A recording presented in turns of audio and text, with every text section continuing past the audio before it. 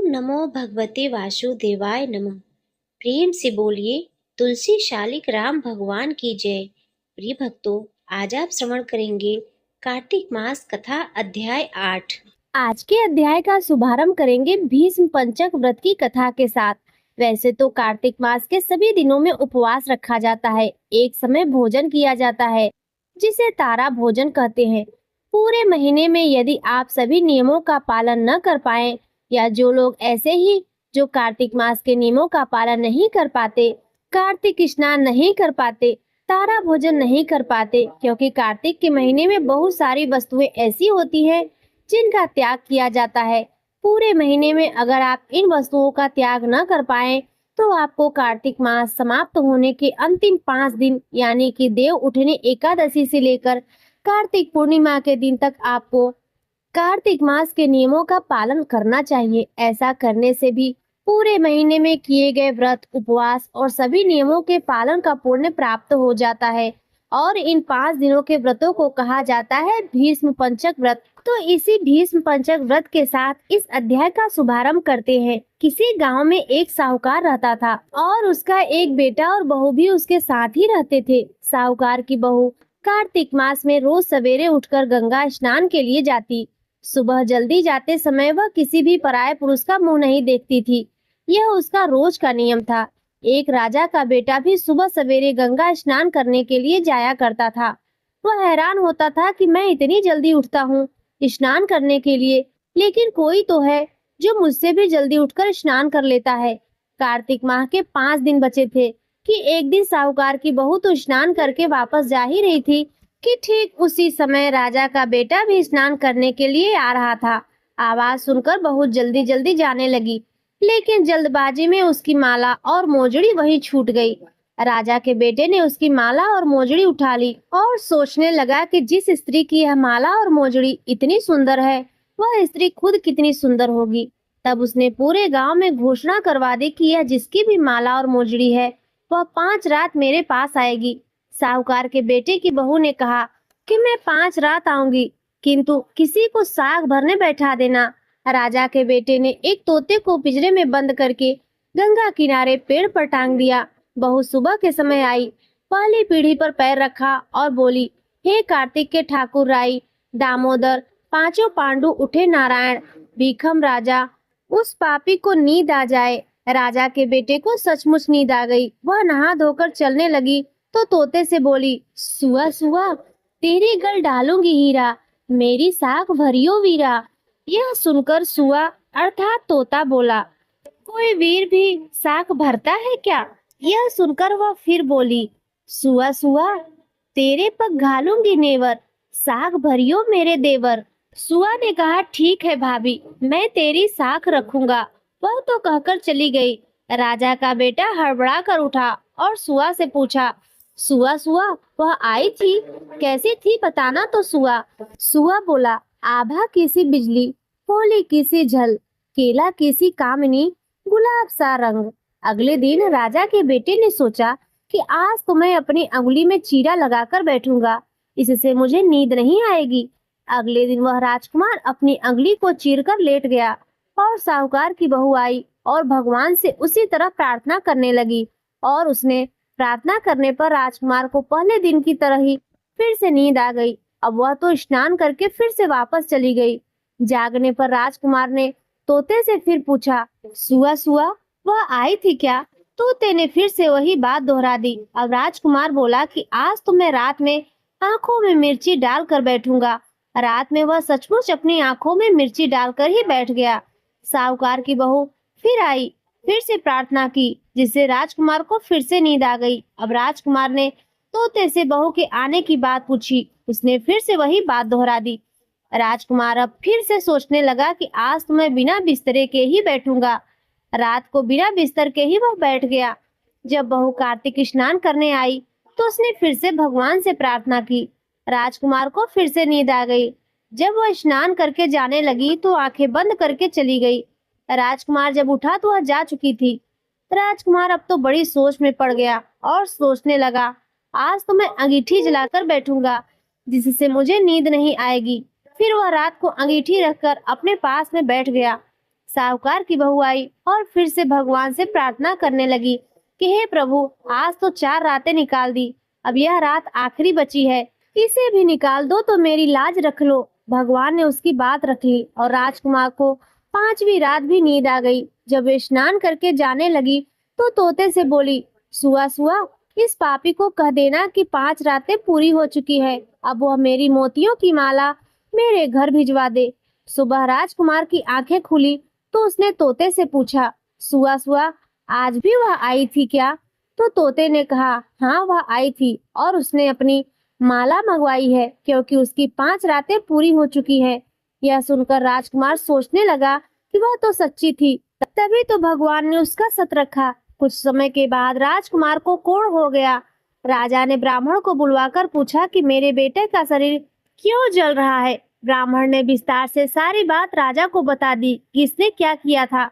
ब्राह्मण ने कहा, इसने पतिव्रता स्त्री पर बुरी नजर डाली थी, इसीलिए इसे यह रोग हो गया है। राजा ने इसके ठीक होने का उपाय पूछा तो ब्राह्मण कहने लगा, उस साहूकार की बहू को अगर यह अपनी धर्म बहन बना ले और रोज उसके नहाए हुए जल से यह स्नान करे तब तो यह ठीक हो सकता है। राजा साहूकार की बहू की माला लेकर साहूकार के घर गया और बोला, यह माला आपकी पुत्रवधू की है, आप इसे ले लीजिए और कृपा करके अपने बहू के नहाए हुए जल से मेरे बेटे को नहला दीजिए। साहूकार बोला कि मेरी बहू तो किसी पराये पुरुष का मुंह तक नहीं देखती, आप उसे इस नाली पर बिठा लीजिए। जब वो ऊपर से नहाएगी तब नीचे इस नाली के पानी से आपका पुत्र स्नान कर लेगा। राजकुमार ने वैसा ही किया। कुछ समय के बाद उसका शरीर चंदन सा स्वस्थ हो गया। हे पंच भिखु देवता, जैसे आपने साहूकार की पुत्रवधू का सत रखा वैसे ही सभी का रखना। तो प्रेम से बोलिए कार्तिक के राई दामोदर की जय। अब सुनिए आज के कार्तिक मास का महात्म्य। इससे पहले कार्तिक मास के महात्म्य में 7वें अध्याय में आपने जाना कि किस प्रकार जलंधर का वध हुआ और देवताओं के कार्य की सिद्धि के लिए देवी गौरी, लक्ष्मी जी और सरस्वती जी ने देवताओं को जो 3 बीज दिए, जिन्हें बोकर 3 वृक्षों की उत्पत्ति हुई। अगर आप इस बारे में जानना चाहते हैं तो इससे पहले का अध्याय जरूर सुनिए। देवर्षि नारद के मुख से इतनी कथा सुनने के पश्चात महाराज पृथु ने फिर से उनसे विनती की, हे महामुनि, आपने कार्तिक मास में भगवान विष्णु की पूजा का महात्म्य सुनाया। इस मास में अगर किसी अन्य देवता का पूजन या व्रत होता हो तो वह भी बताइए। तब देवर्षि नारद जी बोले, नारायण नारायण। कार्तिक शुक्ल की पूर्णिमा को विष्णु जी का व्रत, कार्तिक कृष्ण चतुर्थी को श्री गणेश जी और अष्टमी और अमावस्या को श्री लक्ष्मी जी का व्रत रखा जाता है। जो कुमारी कन्याएं कार्तिक मास में चतुर्थी को गणेश जी का कर्क चतुर्थी व्रत रखती हैं, उन्हें सुयोग्य वर मिलता है। अगर विवाहित स्त्री इस व्रत का पालन करे तो उसका सुहाग अटल रहता है। प्रातः काल स्नान आदि से निवृत्त होकर चंदन आदि से श्री गणेश जी का पूजन करे। फिर सायंकाल गणेश जी का पूजन करके चंद्रमा उदय होने पर चंद्रमा को अर्घ्य दे। फिर उत्सव मनाते हुए भोजन करे। सधवा स्त्री को अपने सुहाग की रक्षा करने के लिए यह व्रत अवश्य ही रखना चाहिए। कर्क चतुर्थी व्रत के महत्व का वर्णन करते हुए देवर्षि नारद ने कहा, हे राजा पृथु, अब इस व्रत का एक इतिहास सुनाता हूँ, ध्यान पूर्वक सुनो। भद्रावती नगरी में सुधर्मा नाम का एक राजा था। उसके रविदत्त, सुशर्मा, जय शर्मा और सुशोधन नाम के 4 पुत्र और वीरमती नाम की एक कन्या थी। सुधर्मा ने अपनी कन्या का विवाह देवव्रत के साथ कर दिया था। वे दोनों प्रेम पूर्वक रहने लगे। एक दिन अचानक घर पर सांप के द्वारा काटे जाने से देवव्रत की मृत्यु हो गई। यह देख वीरमती जोर जोर से रोने चिल्लाने लगी। उसकी आवाज और उसका रोना सुनकर उसके माता पिता, चारों भाई और पुरवासी भी वहां आ गए और देवव्रत को मरा हुआ देखकर समस्त नगर दुख के सागर में डूब गया। उसी समय दुखों को दूर करने वाले महर्षि पुलस्त्य मुनि अचानक वहां आ पहुंचे। राजा ने हाथ जोड़कर विनय पूर्वक उनसे पूछा, हे महात्मन, किस पाप के कारण मेरी यह कन्या विधवा हुई है? पुलस्त्य मुनि ने बताया कि कार्तिक मास के कृष्ण पक्ष की गणेश चतुर्थी का व्रत न रखने के कारण ही यह कन्या वैधव्य को प्राप्त हुई है। फिर पुलस्त्य जी ने कहा, एक समय दैत्यों के नाश का उपाय खोजने के लिए ब्रह्मा, विष्णु और महेश तथा इंद्र आदि सभी देवता एकत्रित हुए। उस समय श्री ब्रह्मा जी ने कहा, गणेश चतुर्थी का व्रत संपूर्ण विपत्तियों का नाश करने वाला है। तब सब देवताओं ने कार्तिक मास कृष्ण चतुर्थी को व्रत रखा, जिससे दैत्यों पर विजय प्राप्त हुई। विजय होने के बाद समस्त देवताओं ने गणेश जी से कहा, हे गणपति वर मांगो। तब गणेश जी कहने लगे कि जो स्त्री कार्तिक कृष्ण चतुर्थी का व्रत करे उसका पति चिरंजीवी हो, और जो न करे वह विधवा। अतः समस्त स्त्रियों को यह व्रत अवश्य ही रखना चाहिए। हे राजन, तुम्हारी कन्या ने इस व्रत को नहीं किया था, इसी कारण यह विधवा हुई है। यदि अब भी यह इस व्रत को करे तो उसका मृत पति जीवित हो सकता है। ऐसा कहकर पुलस्त्य मुनि चले गए। तब राजा ने अपनी जामात अर्थात दामाद का शरीर तेल में सुरक्षित रखवा दिया। इसके बाद जब कार्तिक मास आया तो उसकी कन्या ने विधिवत व्रत करके उद्यापन में ब्राह्मणों को दान दक्षिणा देकर उन्हें संतुष्ट किया, जिसके प्रभाव से उसका मृत पति पुनः जीवित हो गया। नारद जी कहते हैं, हे राजा पृथु, सौभाग्यवती स्त्रियों को अपने सुहाग की रक्षा और संतान प्राप्ति के लिए यह व्रत अवश्य ही रखना चाहिए। प्रिय भक्तों, इसके आगे का वृतांत आप सभी अगले अध्याय में सुनिएगा। अब आइए सुनते हैं नित्य सुनी जाने वाली तुलसी माता की कथा।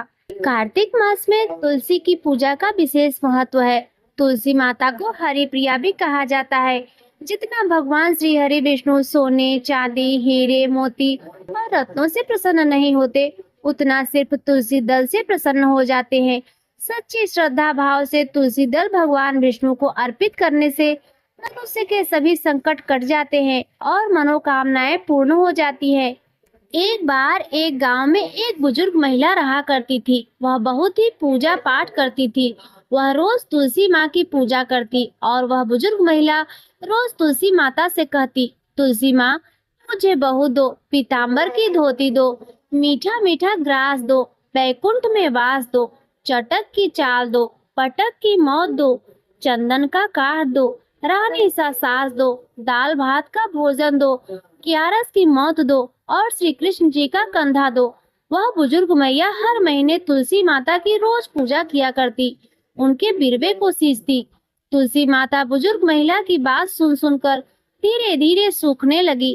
प्रिय भक्तों, तभी भगवान श्री कृष्ण जी ने देखा कि तुलसी माता सूख रही हैं, और तभी एक दिन भगवान श्री कृष्ण तुलसी माता जी के पास प्रकट हुए और भगवान श्री कृष्ण जी ने तुलसी माता से पूछा, हे तुलसी, तुम क्यों सूख रही हो? सभी महिलाएं तुम्हारी पूजा करती हैं, तुमको रोज सींचती हैं, लेकिन फिर भी तुम सूखती जा रही हो।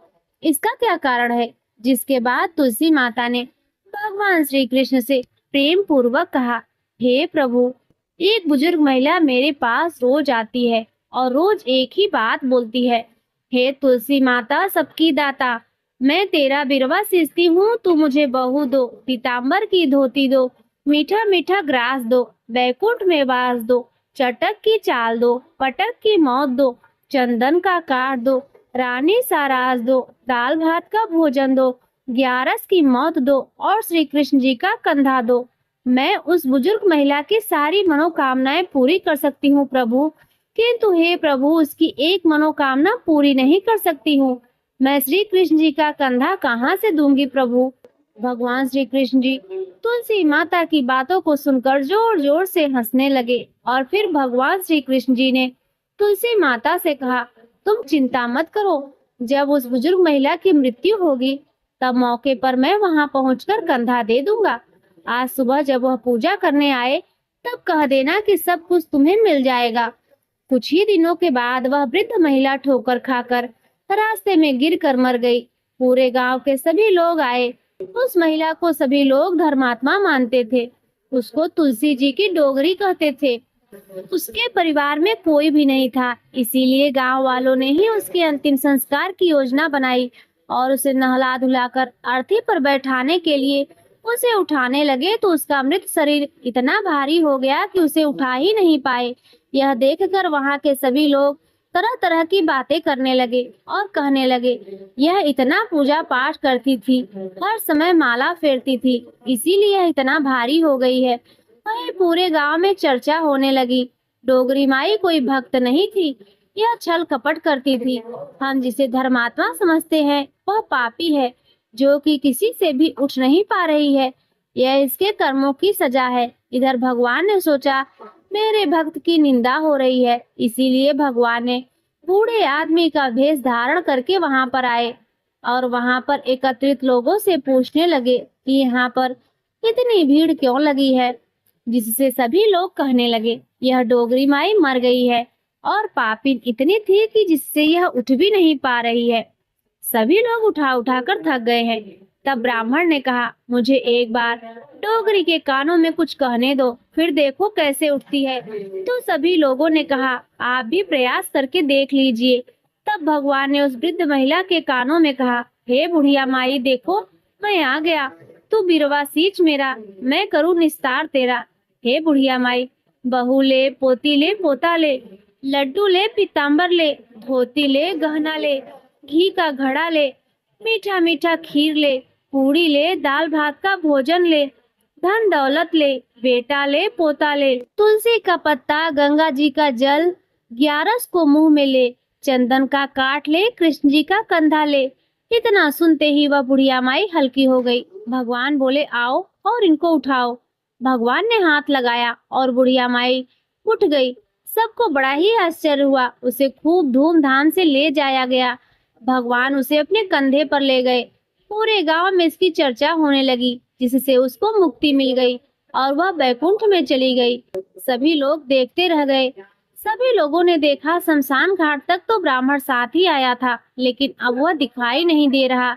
इससे लोगों को समझ में आया कि वह कोई और नहीं, स्वयं भगवान बूढ़े ब्राह्मण के रूप में आए थे। तो प्रेम से बोलिए राधा कृष्ण भगवान की जय, बोलिए श्री तुलसी शालिक राम भगवान की जय। प्रिय भक्तों, अब आइए तुलसी माता की एक और कथा सुनते हैं। एक कुटुंब में ननद तथा भाभी साथ साथ रहती थी। ननद का विवाह अभी नहीं हुआ था। वह तुलसी के पौधे की खूब सेवा करती थी, लेकिन उसकी भाभी को यह सब बिल्कुल भी पसंद नहीं था। जब कभी उसकी भाभी को अत्यधिक क्रोध आता तब वह उसे ताना देते हुए कहती, जब तुम्हारा विवाह होगा तो मैं तुलसी ही बारातियों को खाने को दूंगी, तुम्हारे दहेज में भी तुलसी दूंगी। कुछ समय बीत जाने पर ननद का विवाह पक्का हुआ। विवाह के दिन भाभी ने अपने कहे अनुसार बारातियों के सामने तुलसी का गमला फोड़ दिया और खाने के लिए कहा। तुलसी जी की कृपा से वह फूटा हुआ गमला अनेकों स्वादिष्ट पकवानों में बदल गया। भाभी ने गहनों के नाम पर तुलसी की मंजरी से बने हुए गहने उसे पहना दिए और वह सुंदर सोने जड़ाओं में बदल गई। भाभी ने वस्त्रों के स्थान पर तुलसी का जनेऊ रख दिया और वह रेशमी तथा सुंदर वस्त्रों में बदल गए। ननद की ससुराल में उसके दहेज की बहुत प्रशंसा की गई। यह बात भाभी के कानों तक भी पहुंची तो उसे बड़ा ही आश्चर्य हुआ। उसे अब तुलसी माता की पूजा का महत्व समझ में आया। भाभी की एक लड़की थी। वह अपने लड़की से कहने लगी, तुम भी तुलसी की सेवा करो, तुम्हें भी बुआ की तरह फल मिलेगा। प्रिय भक्तों, वह जबरदस्ती अपनी बेटी से सेवा करने को कहती, लेकिन लड़की का मन तुलसी सेवा में नहीं लगता था। लड़के के बड़े होने पर उसके विवाह का समय आया। तब भाभी सोचती है कि जैसा व्यवहार मैंने अपनी ननद के साथ किया था, वैसा ही मैं अपनी लड़की के साथ भी करती हूँ, तो यह भी गहनों से लद जाएगी और बारातियों को खाने में पकवान मिलेंगे। ससुराल में इसे भी बहुत इज्जत मिलेगी। यह सोचकर वह बारातियों के सामने तुलसी का गमला फोड़ देती है, लेकिन इस बार गमले की मिट्टी मिट्टी ही रही, मंजरी तथा पत्ते भी अपने रूप में ही रहे, जनेऊ भी अपना रूप नहीं बदला। सभी लोग तथा बारातियों द्वारा भाभी की बुराई की जाती है।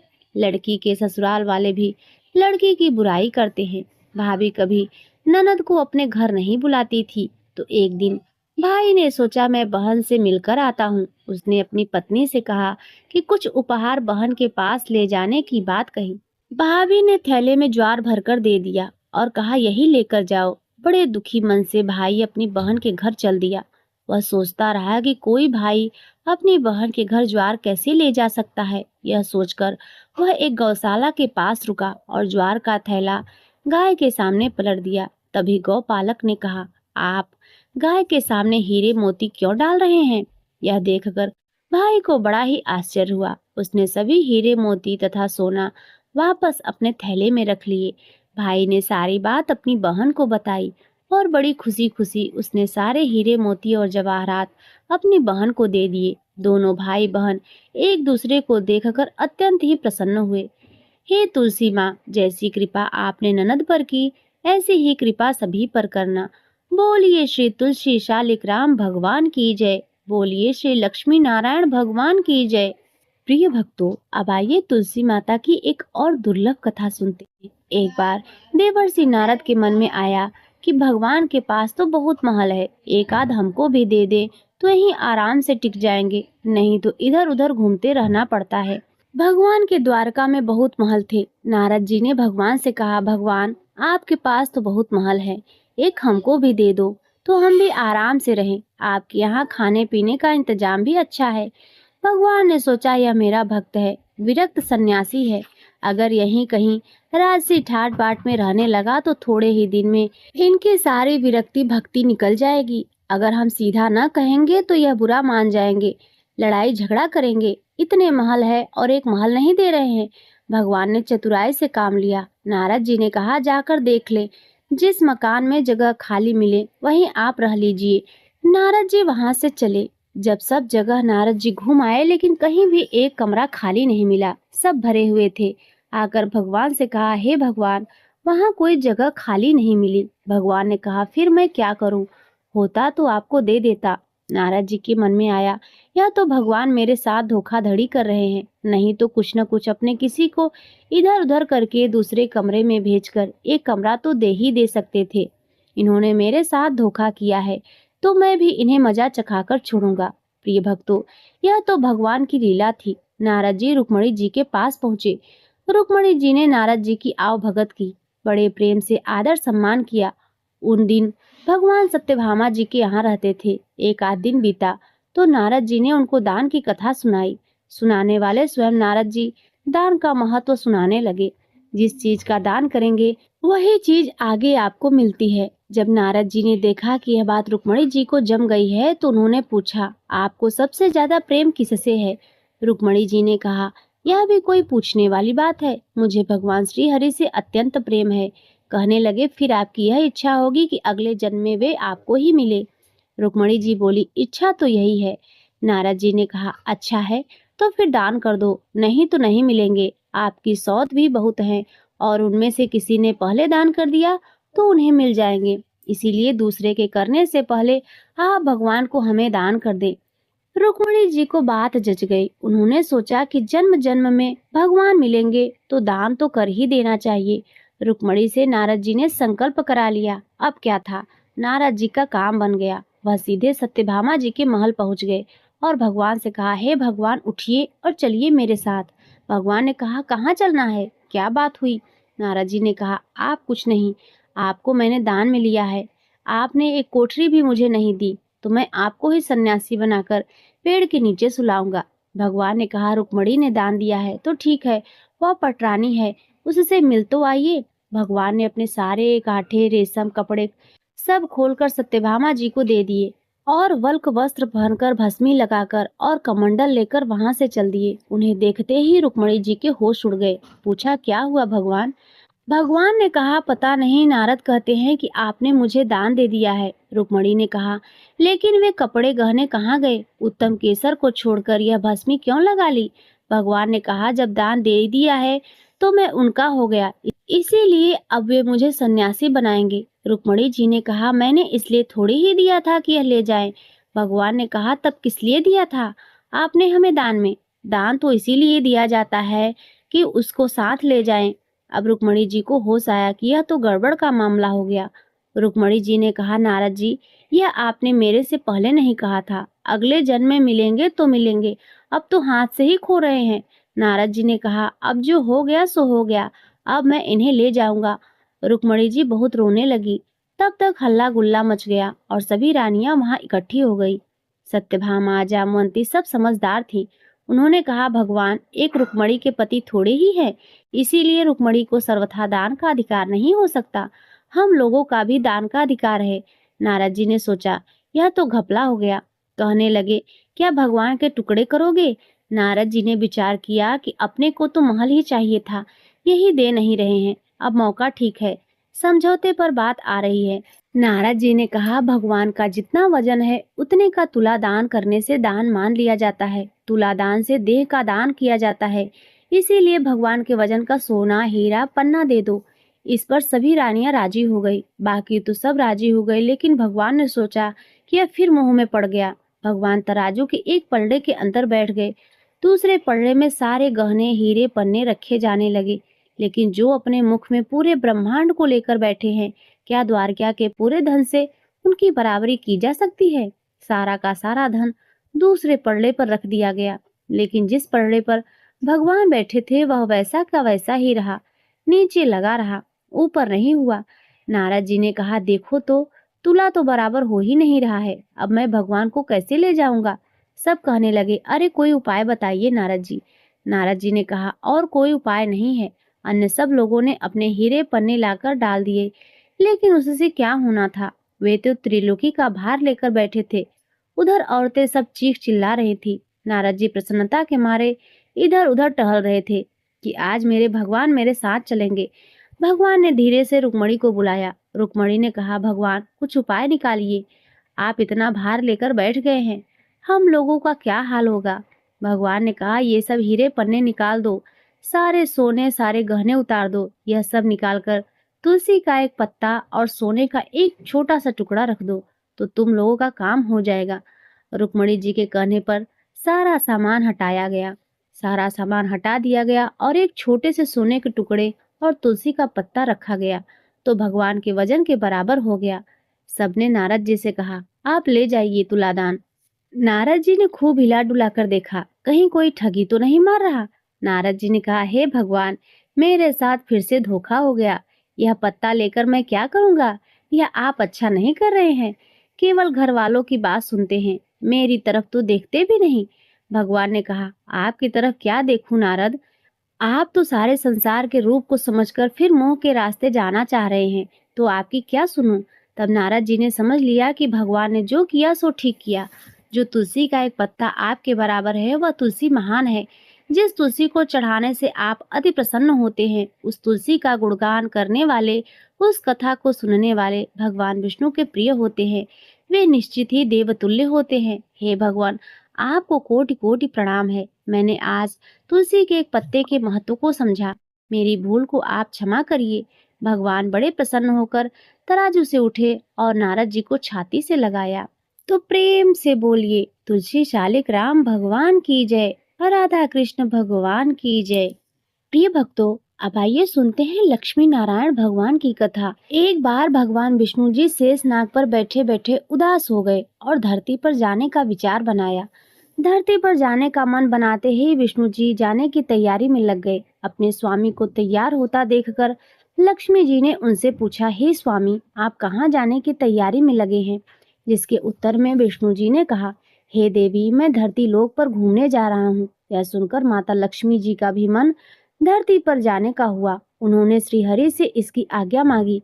लक्ष्मी जी ने प्रार्थना करने पर भगवान जी बोले, आप मेरे साथ चल सकती हैं, लेकिन एक शर्त है। अगर आप धरती पर पहुंचकर उत्तर दिशा की ओर ना देखें, तभी मैं आपको अपने साथ लेकर जाऊंगा। यह सुनते ही माता लक्ष्मी जी तुरंत हाँ कर देती हैं और विष्णु जी के साथ धरती लोक पर जाने के लिए तैयार हो जाती हैं।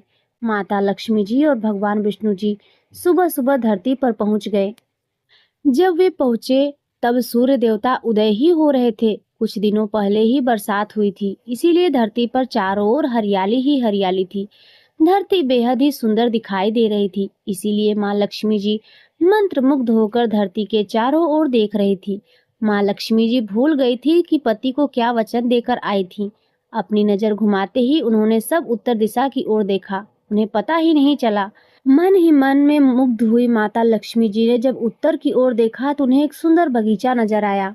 उस ओर से भीनी भीनी खुशबू आ रही थी। बगीचे में बहुत ही सुंदर सुंदर फूल खिले हुए थे। फूलों को देखते ही माँ लक्ष्मी बिना सोचे समझे उस खेत में चली गई और एक सुंदर सा फूल तोड़कर लाई। फूल तोड़ने के बाद जैसे ही माँ लक्ष्मी जी ने भगवान विष्णु के पास वापस लौट आई, तब भगवान विष्णु जी की आंखों में आंसू भरे थे। माँ लक्ष्मी जी के हाथ में फूल देखकर विष्णु जी बोले, कभी भी किसी से बिना पूछे उसका कुछ भी नहीं लेना चाहिए और साथ ही माँ लक्ष्मी जी को विष्णु जी को दिया हुआ वचन भी याद दिलाया। माँ लक्ष्मी जी को जब अपनी भूल का आभास हुआ तो उन्होंने भगवान के सामने इस भूल की क्षमा मांगी। विष्णु जी ने कहा कि आपने जो भूल की है उसकी सजा तो आपको अवश्य मिलेगी। जिस माली के खेत से आपने बिना पूछे फूल तोड़ा है यह एक प्रकार की चोरी है, इसीलिए अब आप 3 वर्षों तक माली के घर नौकर बनकर रहो। उसके बाद मैं आपको बैकुंठ में वापस बुलाऊंगा। भगवान विष्णु जी का आदेश मानकर माता लक्ष्मी जी चुपचाप सर झुकाकर मान स्वीकार किया। जिसके बाद माँ लक्ष्मी जी ने एक गरीब औरत का रूप धारण किया और उस खेत के मालिक के घर गई। माधव नाम के उस मालिक का एक झोपड़ा था जहाँ माधव पत्नी को, दोनों बेटों और 3 बेटियों के साथ रहता था। माता लक्ष्मी जी एक साधारण औरत बनकर माधव के झोपड़े पर पधारी तो माधव ने पूछा कि बहन, आप कौन हैं? तब माँ लक्ष्मी ने कहा कि मैं एक गरीब औरत हूँ, मेरी देखभाल करने वाला कोई नहीं है, मैं कई दिनों से खाना भी नहीं खाई हूँ, मुझे कोई काम दे दो, मैं तुम्हारे घर का सारा काम करूंगी और इसके बदले मैं आपसे अपने घर के एक कोने में आसरा दे देना। माधव बहुत ही अच्छे दिल का मालिक था, उसे उन पर दया आ गई, लेकिन उसने कहा, बहन, मैं तो बहुत गरीब हूँ, मेरी कमाई से मेरे घर का खर्च काफी कठिनाई से चलता है, लेकिन अगर मेरी 3 बेटियां हैं उसकी जगह आप 4 बेटियां होती तो मुझे भी गुजारा करना पड़ता। अगर आप मेरी बेटी बनकर और जैसा रूखा सूखा हम खाते हैं उसमें खुश रह सकती हो तो मेरी बेटी अंदर है, जाकर वहीं रह लो। माधव ने माँ लक्ष्मी जी को अपने झोपड़े में शरण दे दी और माँ लक्ष्मी जी की 3 साल तक उस माधव के घर पर नौकरानी बनकर रही। कथा के अनुसार कहा जाता है कि जिस दिन माँ लक्ष्मी जी माधव के घर आई थी उसके दूसरे ही दिन माधव को फूलों में इतनी आमदनी हुई कि शाम को उसने एक गाय खरीद ली। फिर धीरे धीरे माधव ने जमीन खरीद ली और सब ने अच्छे अच्छे कपड़े भी बनवा लिए। कुछ समय बाद माधव ने एक बड़ा पक्का घर भी बनवा लिया। माधव हमेशा सोचता रहा कि मुझे यह सब इस महिला के आने के बाद ही मिला है, इस बेटी के रूप में मेरी किस्मत आ गई है। एक दिन माधव जब अपने खेतों में काम खत्म करके घर आया तो उसने अपने घर के द्वार पर गहनों से लदी एक देवी स्वरूप औरत को देखा। जब वह पास गया तो उसे आभास हुआ कि यह तो मेरी मुंह बोली चौथी बेटी है, यानी वही औरत है। कुछ समय के बाद वह समझ गया कि यह देवी और कोई नहीं बल्कि स्वयं माँ लक्ष्मी जी है। यह जानकर माधव बोला, हे माँ, मुझे क्षमा कर दो, हमने आपको अनजाने में घर और खेत के काम करवाए। हे माँ, यह हमने कैसा अपराध कर दिया। माँ, हम सबको माफ कर दो। यह सुनकर माँ लक्ष्मी जी मुस्कुराई और बोली, हे माधव, तुम तो बहुत ही अच्छे और दयालु व्यक्ति हो, तुमने मुझे अपनी बेटी की तरह रखा, अपने परिवार का सदस्य बनाया। इसके बदले मैं तुम्हें वरदान देती हूँ कि तुम्हारे पास कभी भी खुशियों की और धन की कमी नहीं रहेगी, तुम्हें सारे सुख मिलेंगे जिसके तुम हकदार हो। इसके बाद माँ लक्ष्मी जी अपने स्वामी श्री हरि के द्वारा भेजे रथ में बैठकर बैकुंठ लोक को चली गई। हे माँ, मेरी नम्र विनती है, जैसे माधव पर कृपा दृष्टि रखी वैसी ही कृपा दृष्टि हमारे समाज और देश पर भी रखना। कथा को सुनने वाले, सुनाने वाले और हुकारा भरने वाले सभी भक्तजनों पर रखना। तो प्रेम से बोलिए लक्ष्मी नारायण भगवान की जय। प्रिय भक्तों, अब आइए सुनते हैं श्री तुलसी चालीसा। दोहा। श्री तुलसी महारानी करु विनय सिरनाय, जो मम हो संकट विकट दीजय मात न साय। चौपाई। नमो नमो तुलसी महारानी, महिमा अमित न जाय बखानी।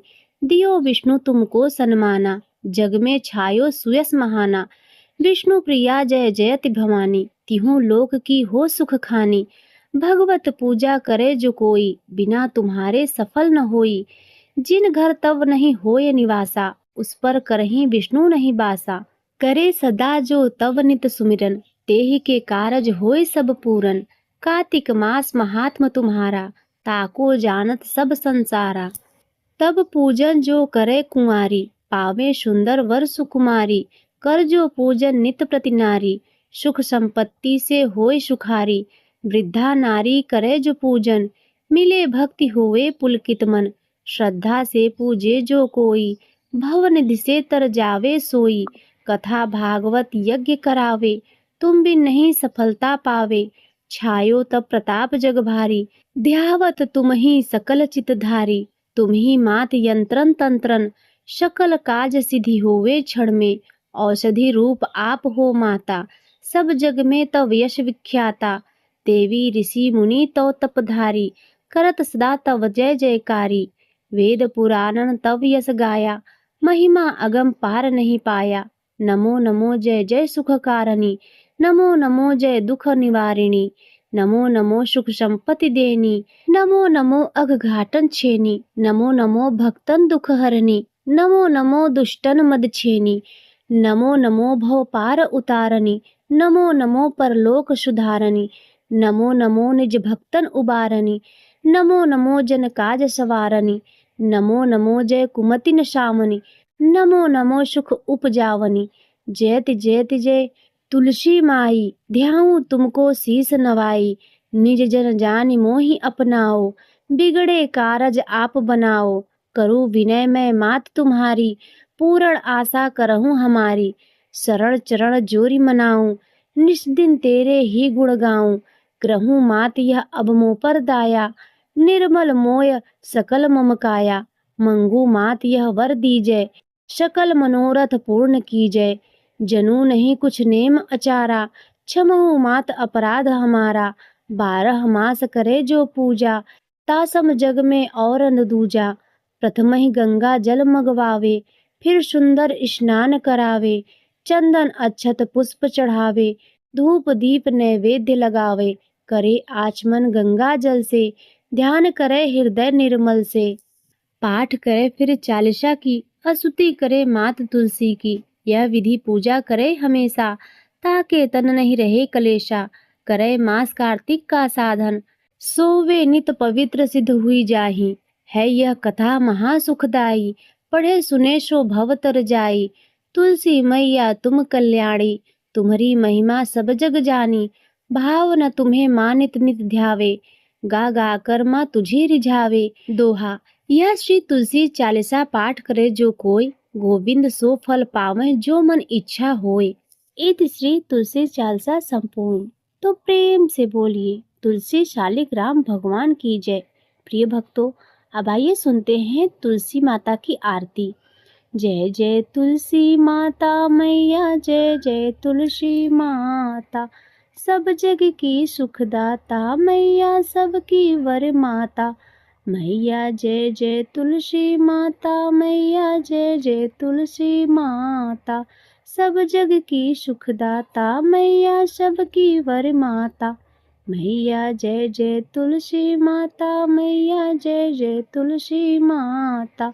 सब योगों से ऊपर, सब रोगों से ऊपर मैया, सब रोगों से ऊपर। रक्षा करे मैया, मैया सबकी रक्षा करे। सबकी भव बाधा मैया, जय जय तुलसी माता। जय जय तुलसी माता मैया, जय जय तुलसी माता। सबकी वर माता मैया, जय जय तुलसी माता।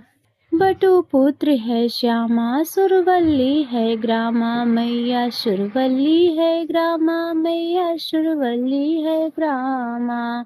विष्णु प्रिया जो नर तुम सेवे, विष्णु प्रिया जो नर तुम सेवे।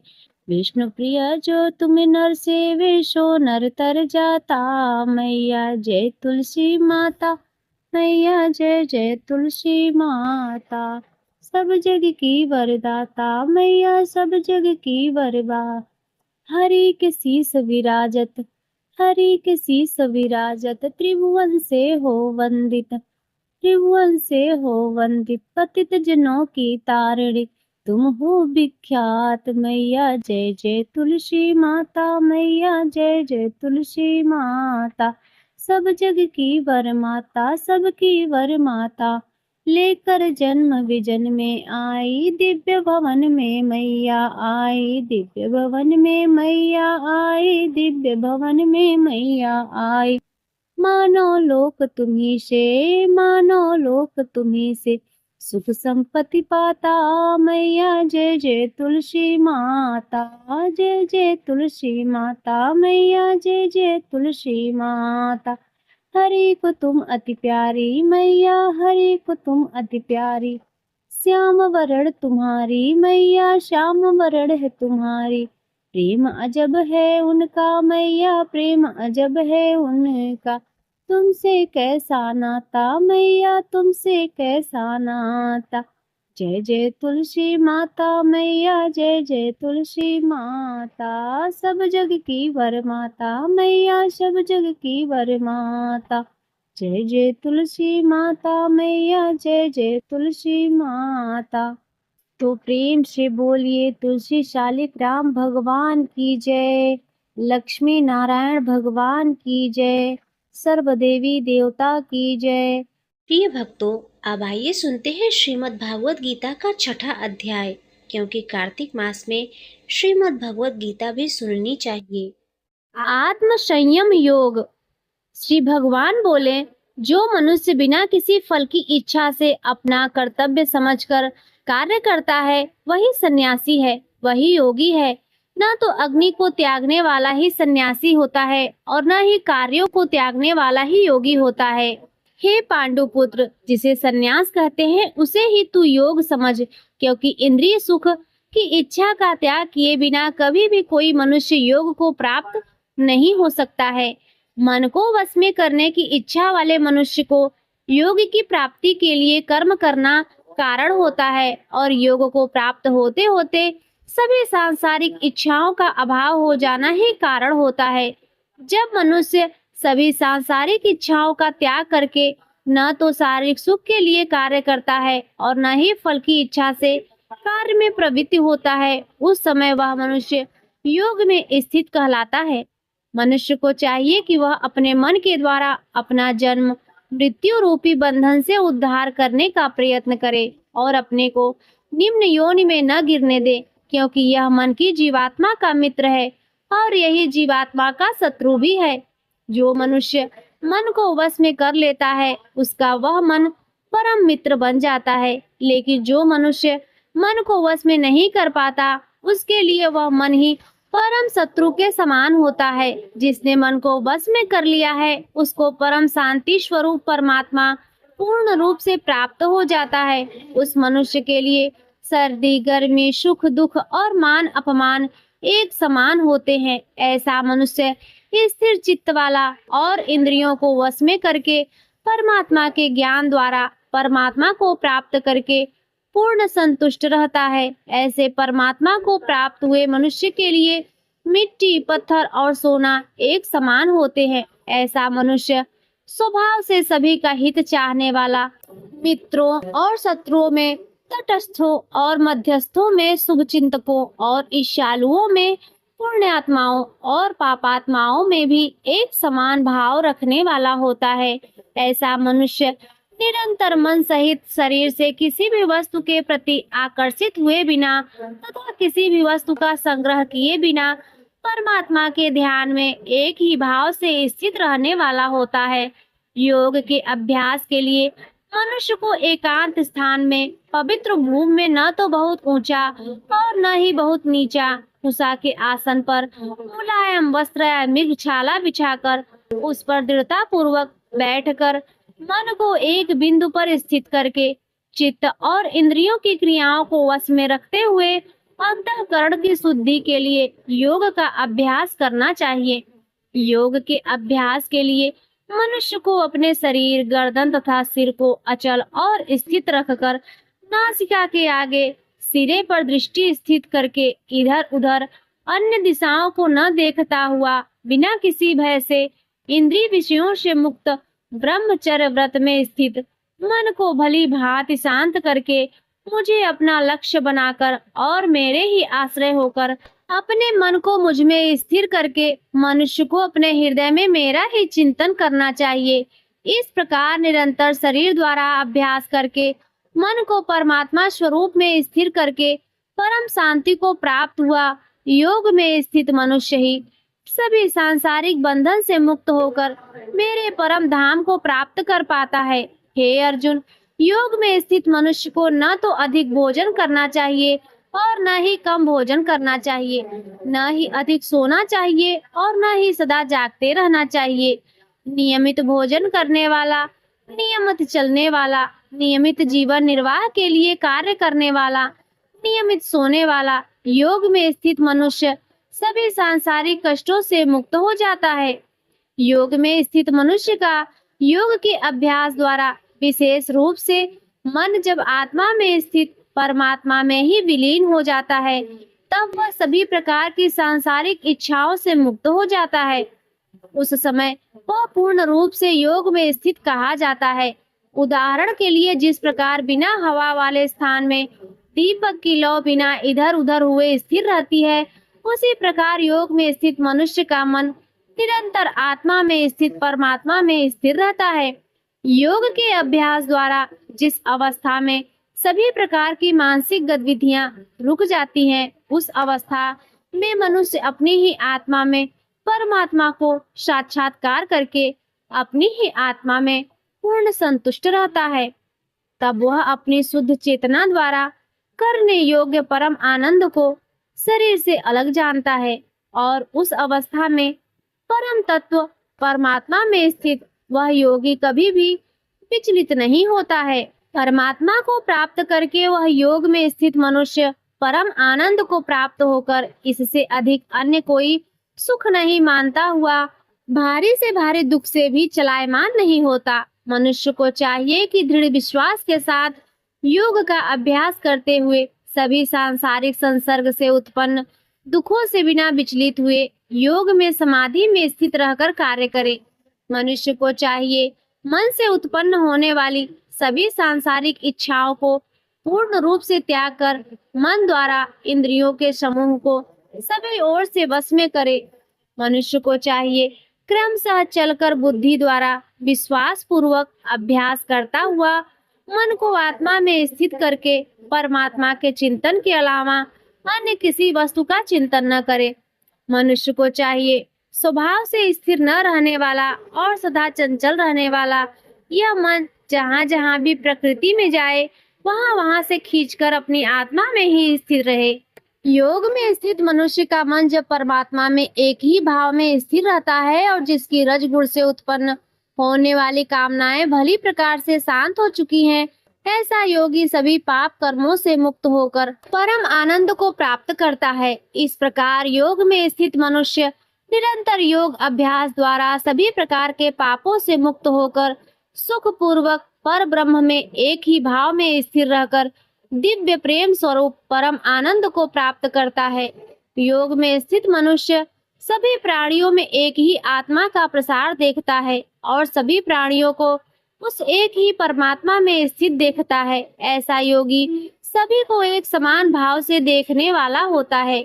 जो मनुष्य सभी प्राणियों में मुझ परमात्मा को ही देखता है और सभी प्राणियों को मुझ परमात्मा में ही देखता है, उसके लिए मैं कभी अदृश्य नहीं होता हूँ और वह मेरे लिए कभी अदृश्य नहीं होता है।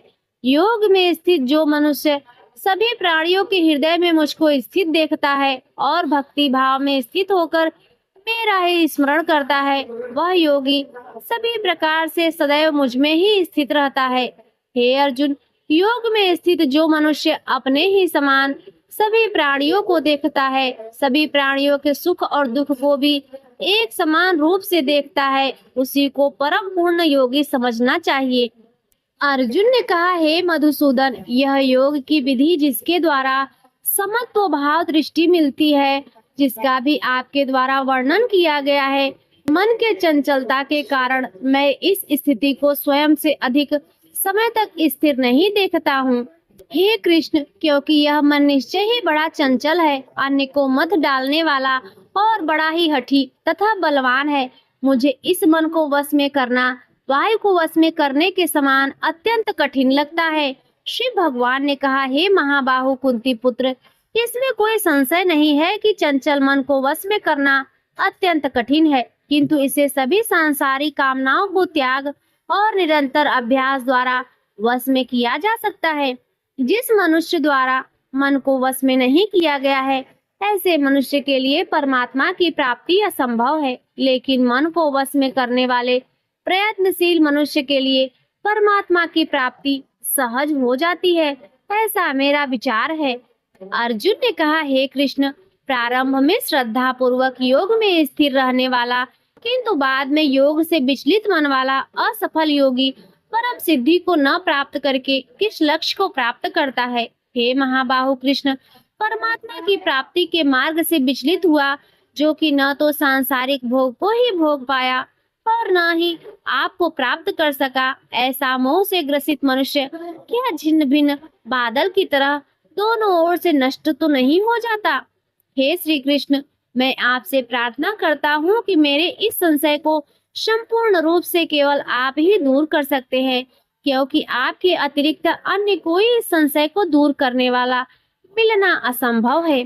श्री कृष्ण भगवान ने कहा, हे पृथापुत्र, उस असफल योगी का न तो इस जन्म में और न अगले जन्म में ही विनाश होता है, क्योंकि हे प्रिय मित्र, परम कल्याणकारी नियत कर्म करने वाला कभी भी दुर्गति को प्राप्त नहीं होता है।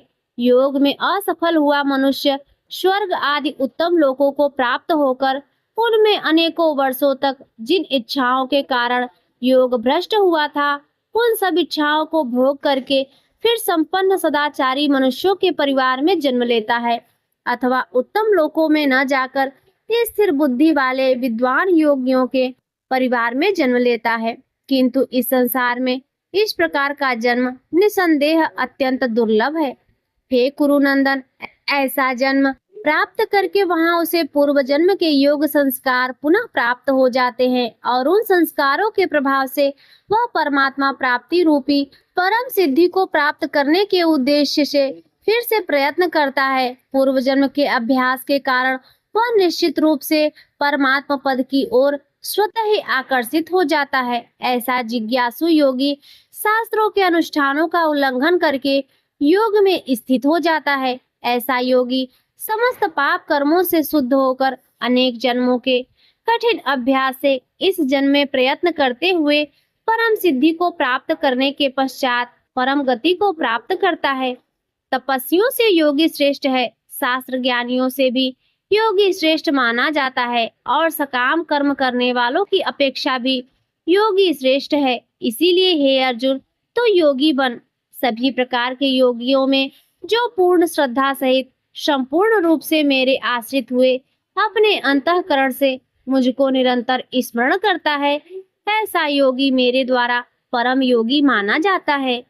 इस प्रकार उपनिषद, ब्रह्म विद्या तथा योग शास्त्र रूप श्रीमद् भगवद गीता के श्री कृष्ण अर्जुन संवाद में ध्यान योग नाम का 6ठा अध्याय संपूर्ण हुआ। प्रिय भक्तों, अब आइए सुनते हैं श्रीमद् भागवत महापुराण का 6ठा अध्याय।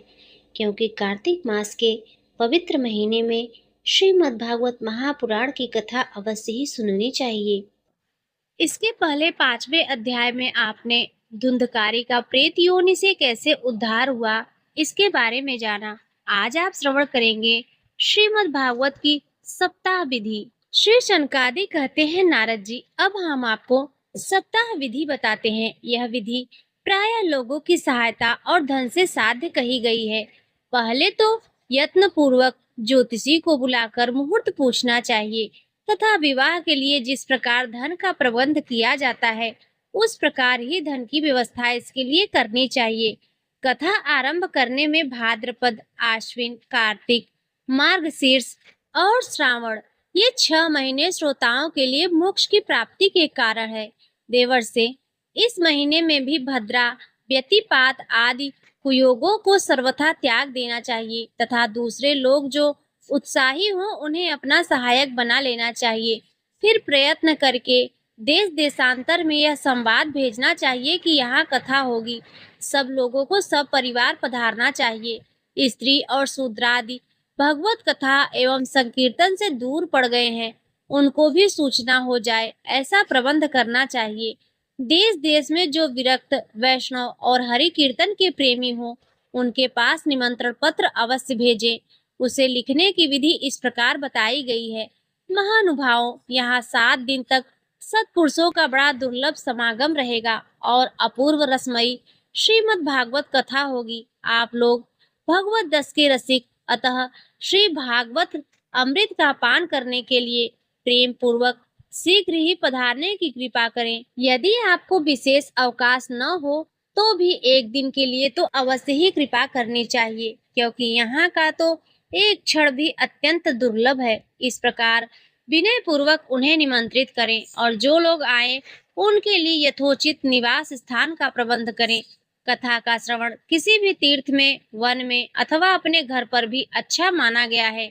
जहाँ लंबा चौड़ा मैदान हो वहीं कथा स्थल रखना चाहिए।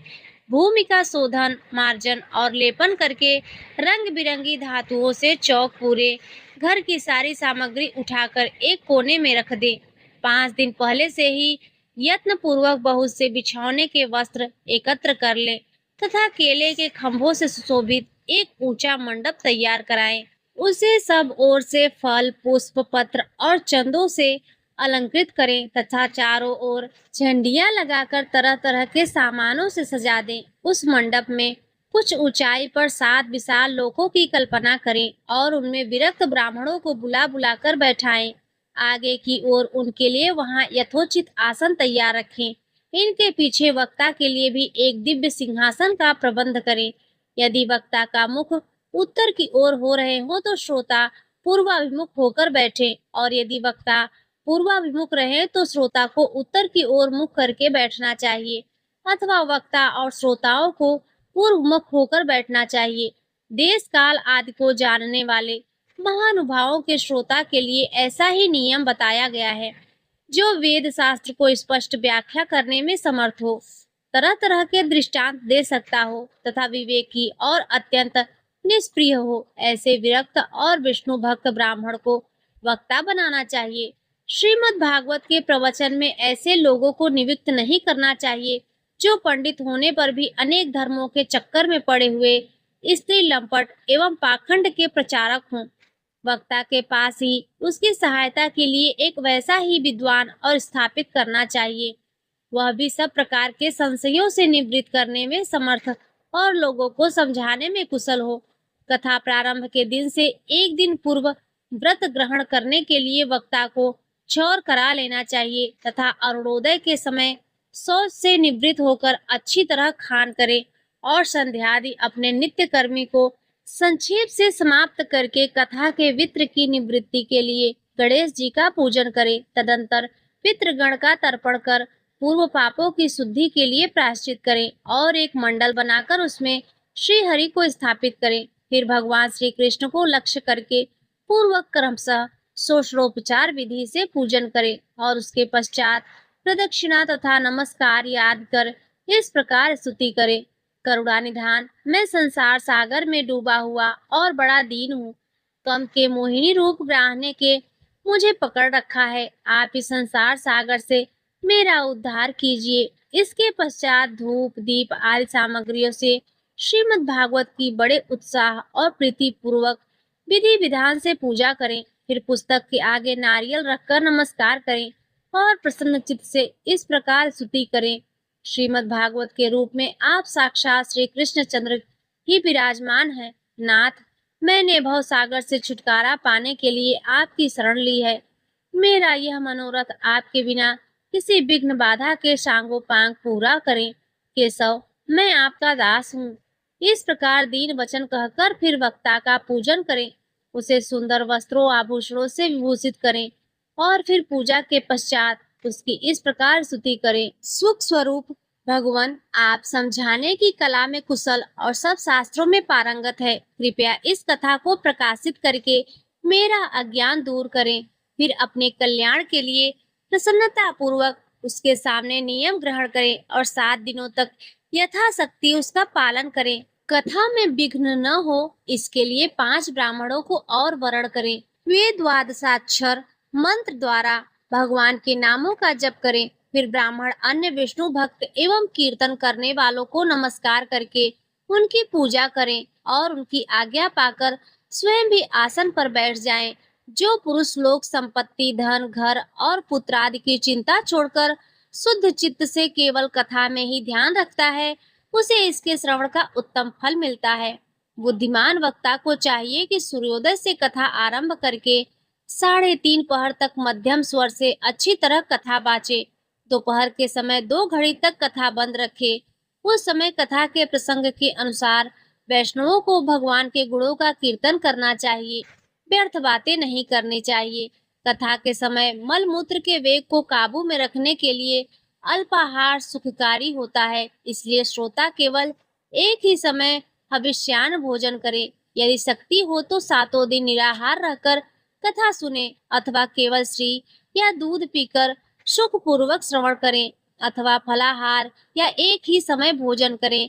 जिससे जैसा नियम शुभ से संग सके उसी को कथा श्रवण के लिए ग्रहण करें। मैं तो उपवास की अपेक्षा भोजन करना अच्छा समझता हूँ, यदि वह कथा श्रवण में सहायक हो। यदि उपवास से श्रवण में बाधा पहुंचती हो तो वह किसी काम का नहीं। नारद जी ने नियम से सप्ताह सुनने वाले पुरुषों के लिए नियम सुनिए। विष्णु भक्त की दीक्षा से रहित पुरुष कथा श्रवण का अधिकारी नहीं है। जो पुरुष नियम से कथा सुने उसे ब्रह्मचर्य से रहना, भूमि पर सोना और नित्य प्रति कथा समाप्त होने पर पत्तल में भोजन करना चाहिए। दाल, मधु, तेल, गरिष्ठ अन्न, भाव दूषित पदार्थ और बासो अन्न, इनका उसे सर्वदा ही त्याग करना चाहिए। काम, क्रोध, मद, माद, मत्सर, लोभ, दंभ, मोह और द्वेष तो अपने पास भी नहीं फटकने देना चाहिए।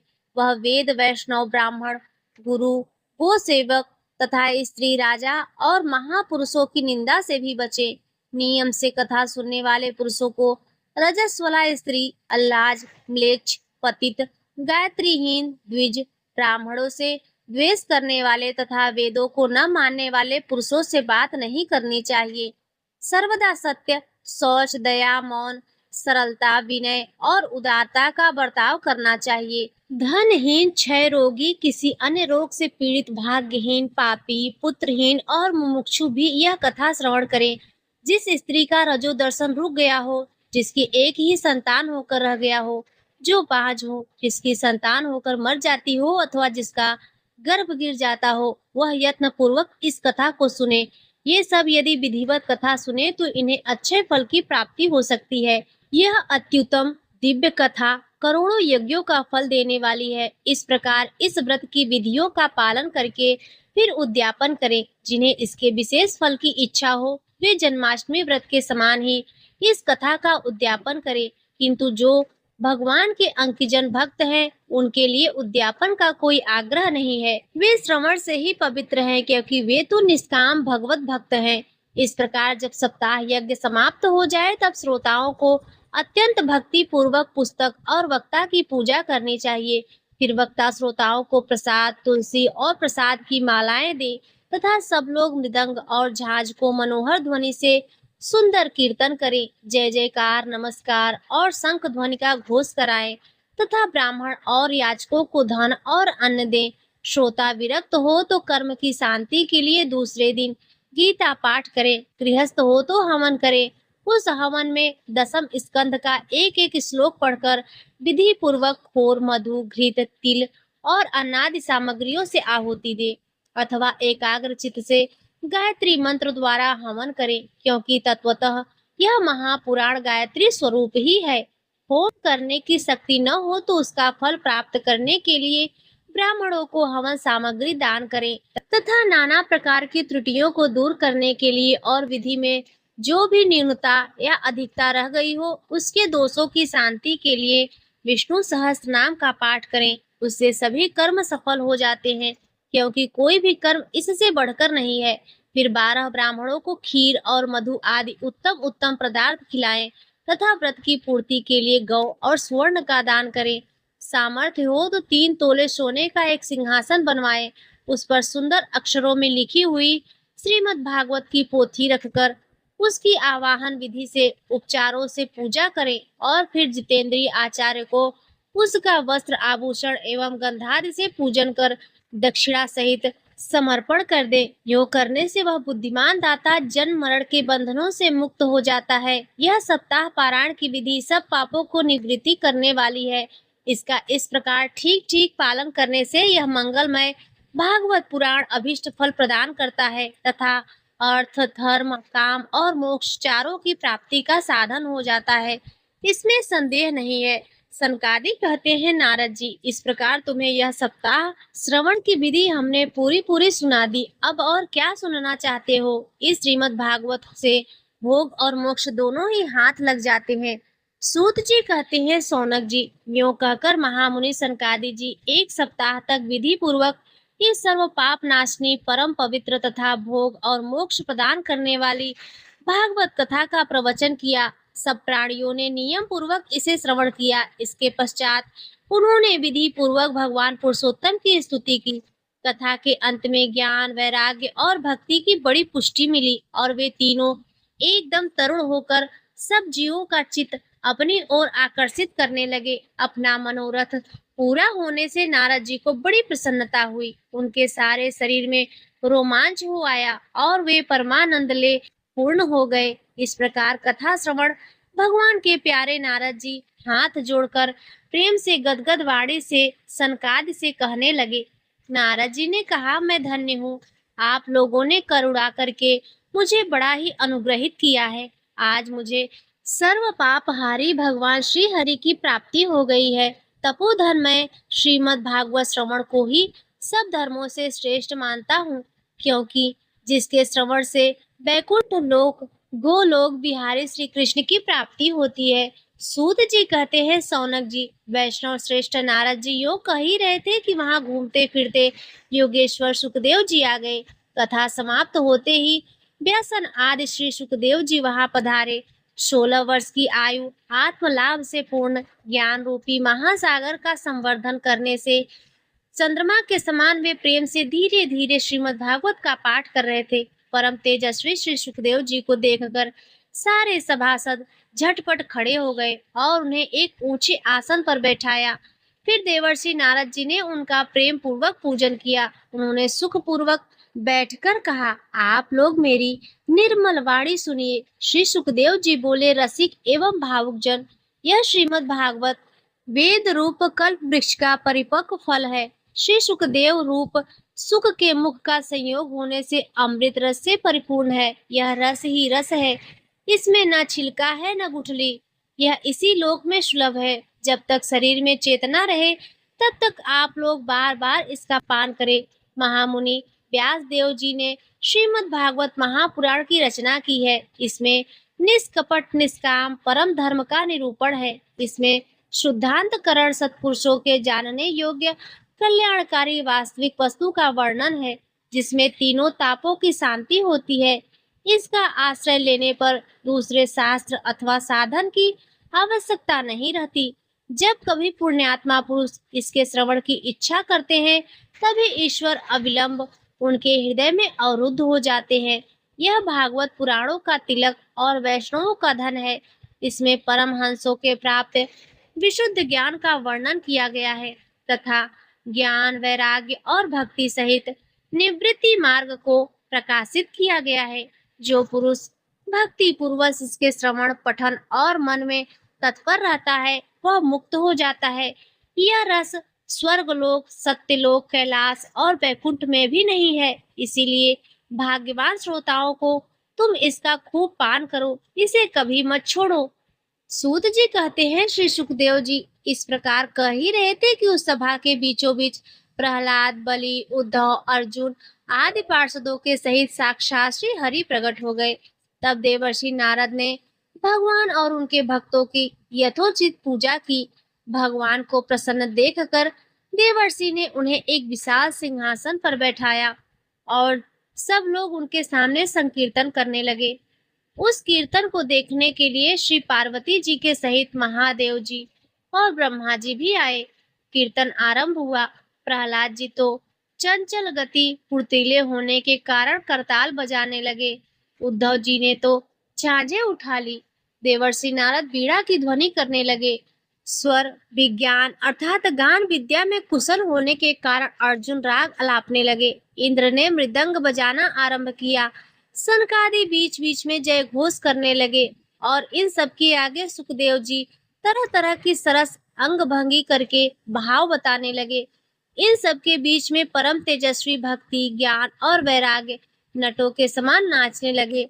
ऐसा अलौकिक कीर्तन देखकर भगवान प्रसन्न हो गए और इस प्रकार कहने लगे, मैं तुम्हारी इस कथा और कीर्तन से अति प्रसन्न हूँ। तुम्हारे भक्ति भाव से इस समय मुझे और वश में कर लिया है, अतः तुम लोग मुझसे वर मांगो। भगवान के ऐसे वचन सुनकर सब लोग बड़े प्रसन्न हुए और प्रेमयी चित्त से भगवान से कहने लगे, भगवान हमारी यह अभिलाषा है कि भविष्य में भी जहाँ कहीं सप्ताह कथा हो, वहाँ आप इन पार्षदों के सहित अवश्य पधारें। हमारा यह मनोरथ पूर्ण कर दीजिए। भगवान तथास्तु कहकर अंतर्ध्यान हो गए।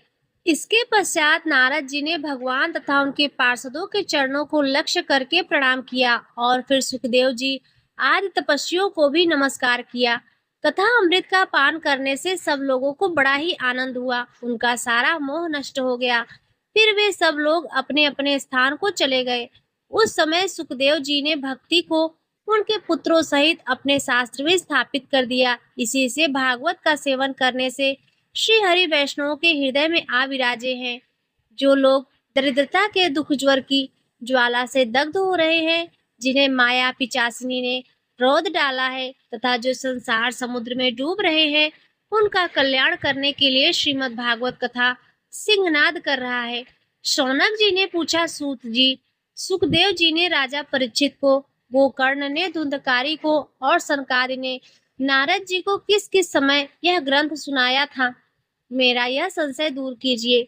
सूत जी ने कहा, भगवान श्री कृष्ण के स्वधाम गमन के बाद कलयुग के 30 वर्ष से कुछ अधिक बीत जाने पर भाद्रपद मास के शुक्ला नवमी को सुखदेव जी ने कथा आरंभ की थी। राजा परीक्षित ने कथा सुनने के बाद कलयुग के 200 वर्ष बीत जाने पर आषाढ़ मास की शुक्ल नवमी को गोकर्ण जी ने यह कथा सुनाई थी। इसके पीछे कलयुग के 30 वर्ष और निकल जाने पर कार्तिक शुक्ला नवमी से सनकादि ने कथा आरंभ की। निष्पाप शौनक जी, आपने जो कुछ भी पूछा था उसका उत्तर मैंने आपको दे दिया।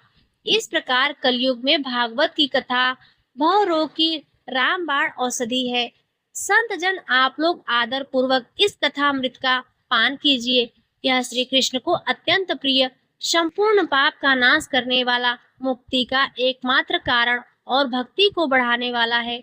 लोक में अन्य कल्याणकारी साधनों का विचार करने और तीर्थ का सेवन करने से क्या होगा? अपने दूध को हाथ में पास लिए देखकर यमराज उसके कानों में कहते हैं, देखो, जो भगवान की कथा वार्ता में मग्न हो रहे हैं, उनसे दूर रहना। मैं औरों की ही दंड देने की शक्ति रखता हूँ, वैष्णवों की नहीं। इस असार संसार में विषय रूप विष की आसक्ति के कारण व्याकुल बुद्धि वाले पुरुषों, अपने कल्याण के उद्देश्य से आधे क्षण के लिए भी इस सुकथा रूप अनुपम सुधा का पान करो। प्यारे भाइयों, निंदित कथाओं से युक्त कुपथ में व्यर्थ ही क्यों भटक रहे हो? इस कथा के कान में प्रवेश करते ही मुक्ति हो जाती है। इस बात के साक्षी राजा परीक्षित हैं। श्री सुखदेव जी ने प्रेम रस के प्रवाह से स्थित होकर इस कथा को कहा था। इसका जिसके कंठ से संबंध हो जाता है, वह बैकुंठ का स्वामी बन जाता है। सौनक जी, मैंने अनेक शास्त्रों को देखकर आपको यह परम गोप्य रहस्य अभी अभी सुनाया है। सब शास्त्रों के सिद्धांतों का यही निचोड़ है। संसार में इस सुख शास्त्र से अधिक पवित्र और कोई वस्तु नहीं है। अतः आप लोग परमानंद की प्राप्ति के लिए इस द्वादश स्कंध रूप का रसपान करें। जो पुरुष नियम पूर्वक इस कथा का भक्ति भाव से श्रवण करता है, जो शुद्धांतकरण भगवत भक्तों से सामने से इसे सुनाता है, वे दोनों ही विधि का पूरा पूरा पालन करने के कारण इसका यथार्थ फल पाते हैं। उनके लिए त्रिलोकी में कुछ भी असाध्य नहीं रह जाता। इस प्रकार श्रीमद् भागवत महापुराण के महात्म का 6वां अध्याय यहीं पर संपूर्ण हुआ। तो प्रिय भक्तों, ये सभी कथाएं कार्तिक मास में सुनी जाती हैं। ये कथाएं आपको अच्छी लगी हों तो वीडियो को लाइक जरूर करें। चैनल पर पहली बार आए हों तो सब्सक्राइब भी करें और कमेंट में जय श्री हरि विष्णु अवश्य लिखें।